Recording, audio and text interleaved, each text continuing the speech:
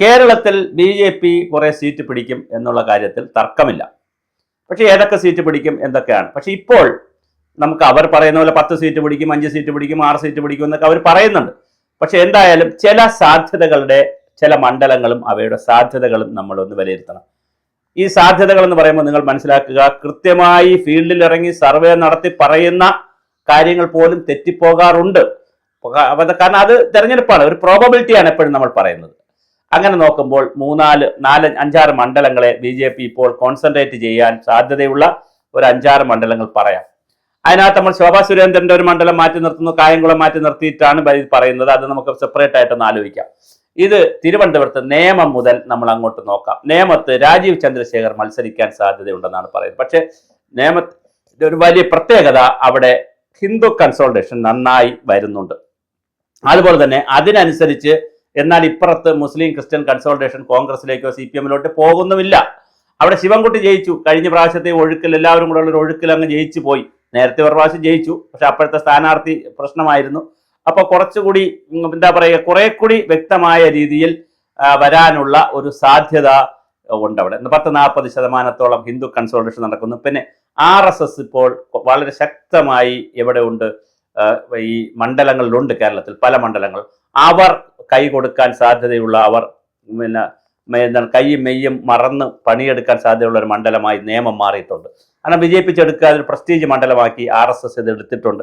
അതുപോലെ തന്നെ കോർപ്പറേഷനിൽ നേമം മണ്ഡലത്തിൽ വരുന്ന ഒരുപാട് വാർഡുകളിൽ, ഇപ്പൊ പൂജപ്പുര അടക്കമുള്ള ഒരുപാട് വാർഡുകളിൽ, നേമം, കരിമം, പൂജപ്പുര, പാപ്പനംകോട് തുടങ്ങിയ ഒരുപാട് വാർഡുകളിൽ BJP സ്ഥാനാർത്ഥികളാണ്. മാത്രമല്ല വേറൊരു വളരെ രസകരമായ കാര്യം എന്ന് പറയുന്നത്, നേമം മണ്ഡലത്തിലെ ആളാണ് മേയർ, നേമം മണ്ഡലത്തിലെ ആളാണ് വികസന സ്റ്റാൻഡിംഗ് കമ്മിറ്റി ചെയർമാനായി വരാൻ പോകുന്ന ഗോപൻ, നേമം മണ്ഡലത്തിലെ ആളാണ് കരിമത്തുള്ള ഡെപ്യൂട്ടി മേയർ. അപ്പൊ സ്വാഭാവികമായിട്ട് ഒരുപാട് വികസന പ്രവർത്തനങ്ങളൊക്കെ നേമത്തേക്ക് പോകാനും വാഗ്ദാനങ്ങൾ പോകാനും ഒക്കെ ഉള്ള ഒരുപാട് സാധ്യതയുണ്ട് തെരഞ്ഞെടുപ്പോടനുബന്ധിച്ച്. അങ്ങനെ നേമത്ത് വലിയൊരു ഹൈപ്പ് ഉണ്ടാക്കി BJP ജയിച്ചേക്കാം. അപ്പോഴും ഒരു കുഷൻ എന്ന് നമ്മൾ ഇടണം, ഒരു റിസർവേഷൻ ഇടണം. റിസർവേഷൻ എന്ന് പറയുന്നത് ശശി തരൂർ അവിടെ സ്ഥാനാർത്ഥിയായി വരികയാണെങ്കിൽ മത്സരം നന്നായി കടുക്കും. കാര്യം ശശി തരൂർ നല്ലൊരു ഫൈറ്ററാണ്. ഹിന്ദു വോട്ടും യുവജനങ്ങളുടെ വോട്ടും പിടിക്കുന്നതിൽ ശശി തരൂരും മോശമല്ല. എന്നാൽ രാജീവ് ചന്ദ്രശേഖർ ഈ കാര്യത്തിൽ മോശമല്ല. 16,000 വോട്ടിന്റെ വ്യത്യാസം കഴിഞ്ഞ പ്രാവശ്യം ഉള്ളൂ. അപ്പൊ അതുകൊണ്ട് അങ്ങനെ ഒരു മത്സര സാധ്യത അവിടെ കിടപ്പുണ്ടെന്നാലും BJP കൂട്ടുന്ന ക്ലാസ് 1 മണ്ഡലമാണത്. അതുപോലെ തന്നെ കഴക്കൂട്ടത്തിൽ കഴിഞ്ഞൊരു 8-10 വർഷമായി BJP 2ാം സ്ഥാനത്ത് വരുന്നുണ്ട്. മാത്രമല്ല മുരളീധരൻ ശക്തമായി അവിടെ ഉണ്ട് എന്നുള്ളതാണ്. മുരളീധരന്റെ സാന്നിധ്യം അവിടെ ഉണ്ട്. മൂന്നാമത്തെ കാര്യം, കടകംപള്ളി സുരേന്ദ്രൻ അവിടെ ഒന്ന് ഡൗൺ ആയി. ഇപ്പോൾ ഈ കേസിലൊക്കെ പെട്ട് ശബരിമല വിഷയത്തിലേക്ക് പെട്ടിട്ട് പുള്ളി ഒന്ന് ഡൗൺ ആയിട്ടുണ്ട്. ആ ഡൗൺ, അതുപോലെ തന്നെ കോൺഗ്രസിനെ സംബന്ധിച്ചിടത്തോളം JS അഖിലോ അങ്ങനെയുള്ള സ്ഥാനാർത്ഥി എന്ന് പറയുന്നത് വളരെ വലിയ സ്ഥാനാർത്ഥിന്റെ പുറത്തുനിന്ന് വരുമോ നമുക്കറിയത്തില്ല. VM സുധീരനെ പോലുള്ള ആളുകൾ അവിടെ ചെല്ലുമെന്ന് അറിയത്തില്ല. VM സുധീരനൊക്കെ നല്ല വെറ്ററൻ ആയതുകൊണ്ട് മത്സരിക്കുമെന്ന് അറിയത്തില്ല. പക്ഷെ എന്തായാലും കോൺഗ്രസിന്റെ സ്ഥാനാർത്ഥി JS അഖിലൊക്കെ ആണെങ്കിൽ ചിലപ്പോൾ അവിടെ ക്ലച്ച് പിടിക്കത്തില്ല.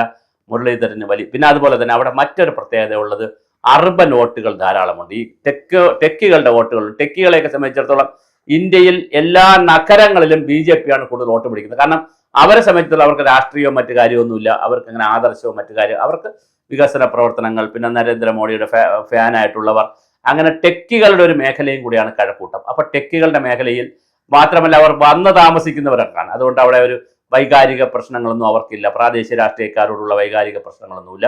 അവരെ ദൈനംദിന കാര്യങ്ങളൊന്നും നേടിക്കൊടുക്കാൻ പ്രാദേശിക രാഷ്ട്രീയക്കാരെ സോപ്പിടേണ്ട കാര്യമില്ല. അങ്ങനത്തെ കാര്യമില്ല. അതുകൊണ്ട് ടെക്നോ പാർക്കിന്റെ ഒരു സാധ്യത വളരെ വലുതാണ്. അവർക്ക് വോട്ടുണ്ടെങ്കിൽ അവരുടെ വോട്ടുകളും മുരളീധരന് ഒരു അനുകൂലമായ ഘടകമായി വരാം. അപ്പോൾ കഴക്കൂട്ടം അങ്ങനെ ചില ചിന്തകളിലാണ് നിൽക്കുന്നത്. അപ്പോഴും ചില സാധ്യതയുള്ളത് CPM-നെയും എഴുതിത്തള്ളാൻ കഴിയില്ല. MA വാഹിദ് അവിടെ പലവട്ടം MLA ആയിരുന്ന ആളാണ്. MA വാഹിദിന് എഴുതാൻ കഴിയത്തില്ല. AK ആന്റണി നേരത്തെ അവിടെ മത്സരിച്ചിട്ടുണ്ട്. അപ്പോൾ അതുകൊണ്ട് കോൺഗ്രസിനും നമ്മൾ എഴുതിത്തള്ളാൻ പറ്റത്തില്ല. പക്ഷേ BJP-ക്കാണ് വളരെ കൃത്യമായ ഒരു അപ്പർ ഹാൻഡ് ഉള്ളത്. അതുപോലെ തന്നെ കർണാടകത്തിന്റെ ബോർഡറിൽ കിടക്കുന്ന മഞ്ചേശ്വരം ഒരു കർണാടക ലൈനിൽ ചിന്തിക്കുകയും കന്നഡക്കാരൊക്കെ ധാരാളമുള്ള ഒരു പ്രദേശമാണ്.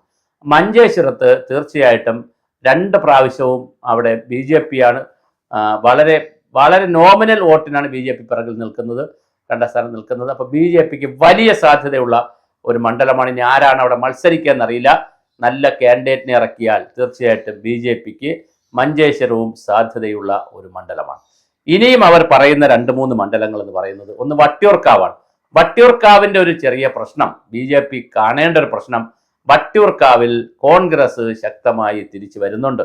മാത്രമല്ല മുരളീധരനാണ് മത്സരിക്കുന്നതെങ്കിൽ മുരളീധരന് പരമ്പരാഗതമായി തന്നെ പട്ടം, മുട്ടട, കേശവദാസപുരം, കവടിയാർ തുടങ്ങിയ വാർഡുകളിലൊക്കെ, പാളയം തുടങ്ങിയ വാർഡുകളിൽ ശക്തമായ സാന്നിധ്യം ഉണ്ട്, നല്ല വോട്ടുണ്ട്. കഴിഞ്ഞ പ്രാവശ്യവും വോട്ട് എണ്ണി വരുമ്പോൾ പട്ടം ഭാഗത്തെത്തുമ്പോൾ പിന്നെ മുഴുവൻ വോട്ടും മുരളീധരന് പോകുന്ന രീതിയാണ് കാണുന്നത്. അതുപോലെ തന്നെ പാളയം വാർഡ് ഇപ്പോൾ ജയിച്ചിരിക്കുന്നതും UDF ആണ്. പട്ടം വാർഡ് പിന്നെ കവടിയാർ വാർഡ് ശബരിനാഥാണ്. അതുപോലെ മുട്ടട വാർഡ് വൈഷ്ണവ് സുരേഷാണ്. അതുപോലെ തന്നെ പിന്നെ നമ്മുടെ കേശവദാസന്റെ വാർഡ് ഇപ്പോൾ ജയിച്ചിരിക്കുന്ന ഒരു വനിതയാണ്, കോൺഗ്രസ് ആണ്. അപ്പൊ ആ വലിയൊരു സാധ്യത ഉണ്ട്. എന്നാൽ BJPക്ക് ശക്തനായ കാൻഡിഡേറ്റിനെ വെച്ചാൽ, അതിശക്തനായ ഒരു കാൻഡിഡേറ്റിനെ വെച്ച്, ശക്തയോ ഇനി ശ്രീലേഖയെ പോലെ അല്ലെങ്കിൽ ശക്തനായ ഒരു കാൻഡിഡേറ്റിനെ വെച്ചാൽ നല്ല മത്സരമായിരിക്കും വരുന്നത്. അതാണ് അവിടുത്തെ ഒരു റിസർവേഷൻ. പാലക്കാട് എന്ന് പറയുന്നത് ശക്തമായ BJPക്ക് സാധ്യതയുള്ള ഒരു പ്രദേശമായിരുന്നു. പക്ഷേ അവിടെ ഇതുവരെ എന്ത് സംഭവിച്ചിട്ടില്ല, അവിടെ ഈ BJP RSSന്റെ തല്ല് ഇതുവരെ തീർന്നിട്ടില്ല എന്ന് മാത്രമല്ല, അത് വഷളായിക്കൊണ്ടിരിക്കുന്നു ഓരോ ദിവസം കഴിയുന്നതോറും. അല്ലെങ്കിൽ അതിനെ ഓവർടേക്ക് ചെയ്യുന്ന ഒരാൾ സംസ്ഥാനത്ത് നിന്ന് പോയി അവിടെ നിൽക്കണം. എല്ലാത്തിനെയും ഓവർടേക്ക് ചെയ്യുന്ന ഒരാൾ പോയി നിൽക്കണം. അതിന്റെ സാധ്യത കുറവാണ്. അതുകൊണ്ട് തന്നെ പാലക്കാട്, പിന്നെ മറ്റൊരു പ്രധാനപ്പെട്ട കാര്യം, ന്യൂനപക്ഷം വളരെ ശക്തമാണ് പാലക്കാട്. ഇത് കഴിഞ്ഞ പ്രാവശ്യമൊക്കെ ഈ ശ്രീധരൻ ഏകദേശം ജയിച്ചു എന്നുള്ള സ്റ്റേജ് വന്നതിന് ശേഷമാണ് മുസ്ലിം ബെൽറ്റിൽ വോട്ടെണ്ണിയപ്പോൾ അത് ഷാഫി പറമ്പിൽ കൃത്യമായി ജയിച്ചത്. അതുകൊണ്ട് അവിടെ അങ്ങനെ ഒരു നോമിനേഷൻ കിടക്കുന്ന സ്ഥലമാണ്. പക്ഷേ രാഹുൽ മാങ്കൂട്ടത്തിൽ എന്തായാലും മത്സരിക്കാൻ സാധ്യതയില്ല. പിന്നെ കോൺഗ്രസിന് ഒരു വിന്നബിലിറ്റി ഉള്ള ഒരു സ്ഥലമാണ്. പഞ്ചായത്ത് രാജ് സ്ഥാപനങ്ങളിലൊക്കെ അവർ ശക്തമായി തിരിച്ചു വന്നിട്ടുണ്ട്. അപ്പോൾ പാലക്കാടും അങ്ങനെ കോൺഗ്രസിന് നന്നായി സ്വാധീനമുള്ളൊരു സ്ഥലമാണ്. അവിടെ പിന്നെ BJP എങ്ങനെ വരും എന്നുള്ളത് BJPയുടെ ഹോംവർക്ക് അനുസരിച്ചിരിക്കും. അത് വരാനുള്ള സാധ്യത കുറവാണ്. അതേസമയം തൃശ്ശൂരിലാണെങ്കിൽ, തൃശ്ശൂരിൽ സുരേഷ് ഗോപി ജയിക്കുന്നു, സുരേഷ് ഗോപിയുടെ കാര്യങ്ങളൊക്കെ നടക്കുന്നു എന്നല്ലാതെ തൃശ്ശൂരിൽ ശക്തമായി CPM-ഉം CPI-യും ഒക്കെ തിരിച്ചു വന്നിട്ടുണ്ട്. കോൺഗ്രസിനേക്കാൾ ശക്തമായി തിരിച്ചു വന്നിട്ടുണ്ട്. അങ്ങനെ തിരിച്ചുവരവ് നടത്തിയത് കൊണ്ട് തന്നെ തൃശ്ശൂരിലും ഈ പറഞ്ഞ പോലെ BJPയുടെ സാധ്യത എത്ര കണ്ട് വരും നമുക്കറിയില്ല. പക്ഷേ ഒരു കുത്തൊഴുക്ക് വരുമ്പോൾ കോൺഗ്രസിന്റെ സാധ്യത തള്ളിക്കളയാനും പറ്റത്തില്ല. കാരണം ഇതിനകത്തൊരു ഫ്ലോ ഉണ്ട്. നമ്മളെപ്പോഴും മനസ്സിലാക്കേണ്ടത് കേരളം എന്നല്ല, എല്ലാ സംസ്ഥാനവും അങ്ങനെ തന്നെയാണ്. ഒരു ഫ്ലോ വന്നാൽ പിന്നെ ഒരു കുത്തൊഴുക്കാണ്.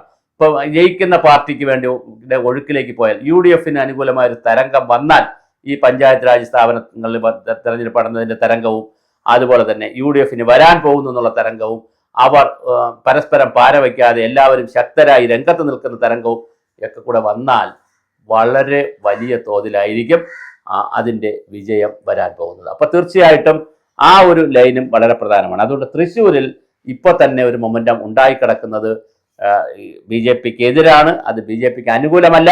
അതുകൊണ്ട് BJPനെ അവിടെ നിർത്തി ജയിക്കാൻ വളരെ ശക്തനായ സ്ഥാനാർത്ഥിയെ നിർത്തി ഭയങ്കര ഹൈപ്പൊക്കെ ഉണ്ടാക്കി ഒരു പ്രചരണമൊക്കെ നടത്തിയാൽ നല്ല മത്സരം നടത്താൻ പറ്റും. അപ്പോഴും ജയസാധ്യത മറ്റൊരു തലത്തിലാണ് നിൽക്കുന്നത്. അപ്പം നമ്മൾ പറഞ്ഞു വന്നത്, ഈ 6 മണ്ഡലങ്ങളിലും നമ്മൾ നേമം, വട്ടിയൂർക്കാവ്, നേമം, മഞ്ചേശ്വരം, പിന്നെ അതുപോലെ തന്നെ കഴക്കൂട്ടം മണ്ഡലങ്ങളിലെ വലിയ അപ്പർ ഹാൻഡ് BJPക്ക് ഉണ്ടെന്നും, എന്നാൽ അത് സ്ഥാനാർത്ഥികളുടെ കാര്യങ്ങൾ ഞാൻ ഈ പറഞ്ഞ ഒരുപാട് ഘടകങ്ങൾ കൂടി ചർച്ച ചെയ്തുകൊണ്ടാണ് നമ്മൾ മുന്നോട്ട് പോകാൻ.